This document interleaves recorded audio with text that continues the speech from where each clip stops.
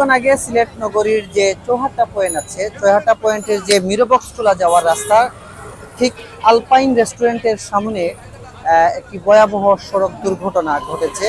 তবে এখানে এসে যেটি জানতে পেরেছি যে একজন বাইক চালক একটি ট্রাকের সাথে মুখোমুখি সংঘর্ষ ঘটে এবং ট্রাকের চাকার নিচে পড়েই কিন্তু বাইক চালকের মাথা থেতলে যায় এবং ঘটনাস্থলেই তিনি কিন্তু মারা যান।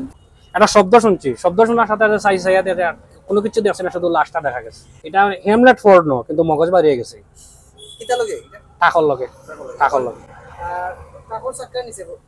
এটা ভাই আমি দেখছি না, শব্দ শুনে খালি লাশটা দেখা গেছে। মানে দুই গাড়ি গতি, আমি কাস্টমার 2-3 জন আসলা তো লাগি আর ফলো করছে। শুনছি দক্ষিণ সুরমা বাড়ি বড় এখান দিয়ে, অতটুকু শুনছি। ওভার ড্রাইভার দক্ষিণ সুরমা বড় এখান দিয়ে বাড়ি।